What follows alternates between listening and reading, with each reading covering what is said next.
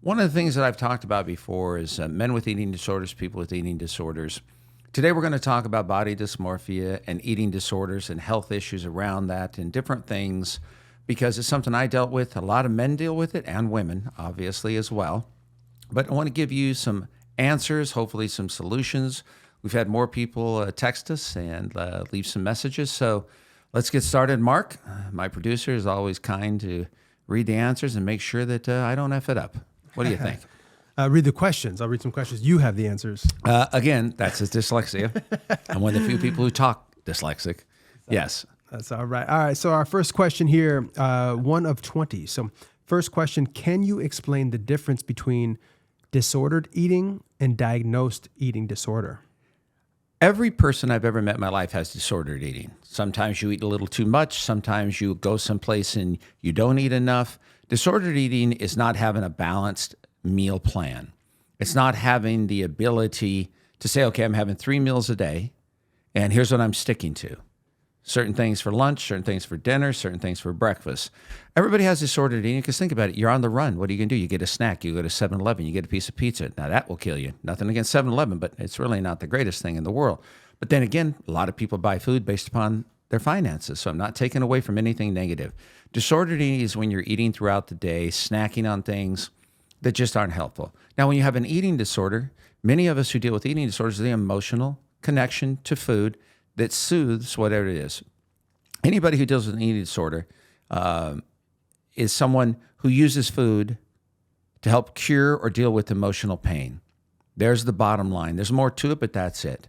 Because food makes us feel better about ourselves. Many of us deal with body image issues. So we think if we eat a lot, we're going to be fat, we're going to be ugly, we're going to be unappealing to other people. The worst thing that many of us go through is many other people don't find us the way we find us. When we look in the mirror, we see something gross, something ugly, something unattractive.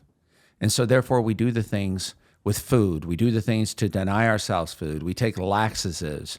We do all kinds of things that are going to help get food out of our system. And then we tell ourselves, hey, you know what? I'm feeling better today. I'm going to experiment and see if I can eat this or I can eat that. Emotional eating is a very difficult thing. Many of us with eating disorders have a full-blown psych diagnosis. We also deal with depression, anxiety, other mental health issues. But disordered eating is when you're just eating to eat. It's not about mental health issues. It's not about anything. You're doing it to warm yourself, meaning you're not like a blanket. It's just the way you eat and not eating good meals, not eating at times of the days that are consistent, snacking late at night. That's a lot of disordered eating, and anybody I've ever met has disordered eating. Interesting.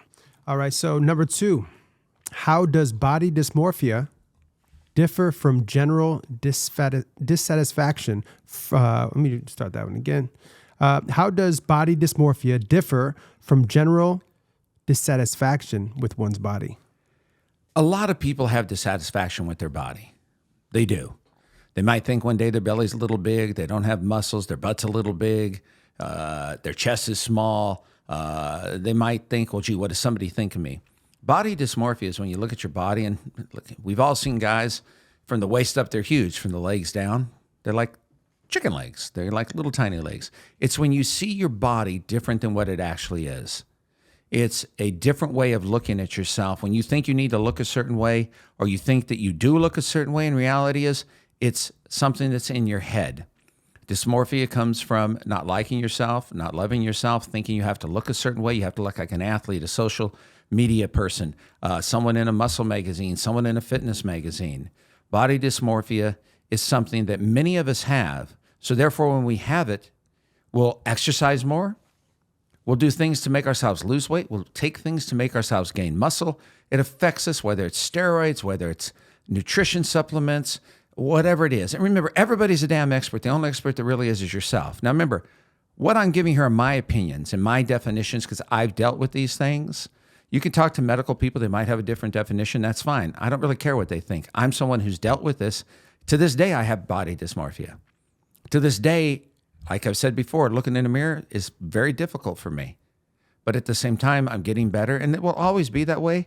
And the most important part of my recovery is that I'm honest with myself. And you need to be honest with yourself to address something like this.